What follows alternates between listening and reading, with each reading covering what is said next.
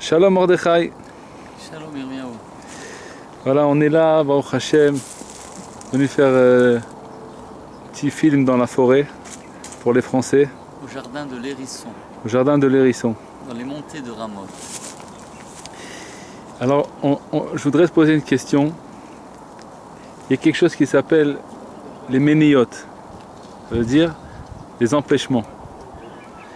Alors, est-ce que tu peux nous expliquer un petit peu pourquoi quand un juif il veut se rapprocher d'Hachem, alors il a des empêchements, des méniotes pour accomplir, pour servir Hachem, pour accomplir ce qu'il veut, arriver à ce qu'il veut. S'il veut faire par exemple il vaut des doutes, ou alors il veut étudier la Torah, alors il y a des empêchements qui le repoussent et il ne laisse pas atteindre ce qu'il a envie. Pourquoi il y a ces méniotes?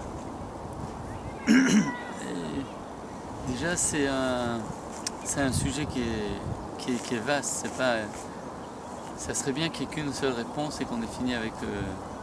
Mais en réalité, toute l'histoire du monde, de la première faute jusqu'à la délivrance qu'on attend, la Géoula, tout ça, ça implique qu'il y ait ces obstacles-là.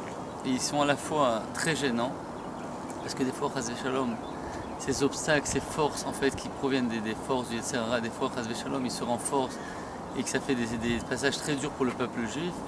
Et des fois, ils se transforment, ils sont adoucis, comme il dit Rabbi Nathan, des fois, et c'est ce qu'on doit faire nous, c'est adoucir les méniotes et les transformer en ne'imut, en douceur.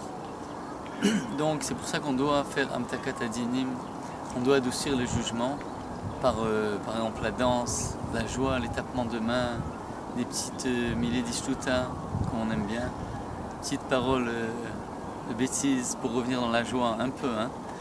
Et se renforcer dans la simcha, danser beaucoup. Et tout ça, ça annule et ça transforme les méniotes et ça fait même des ustensiles pour recevoir la lumière. Donc c'est obligé, même le jour juif, il commence par la nuit, il commence par le noir et après il y a la lumière.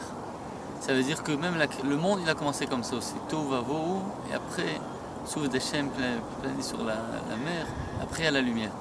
Ça veut dire que ce système-là en fait d'obstacles, c'est pas pour nous dire non, Hachem il veut pas, c'est pas min hashamaim, je fais pas. Peut-être dans les choses matérielles, ouais.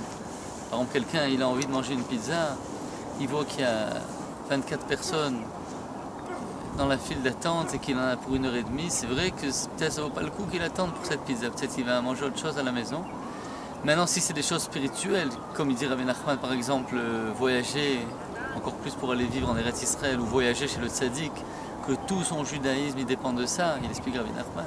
Alors, là, les obstacles, ils ont une autre implication. Ça veut dire que cette chose, elle est tellement grande que cet homme juif, il demande qu'on est obligé, pour augmenter son désir, pour qu'il arrive à faire cette chose, il faut qu'il ait un désir de cette chose. Et pour augmenter son désir, il faut lui envoyer des obstacles. Et c'est un signe dans les choses spirituelles, on parle, hein, que la chose qu'il veut faire, elle est très grande. Et pour qu'il arrive à faire cette chose, on lui envoie des obstacles.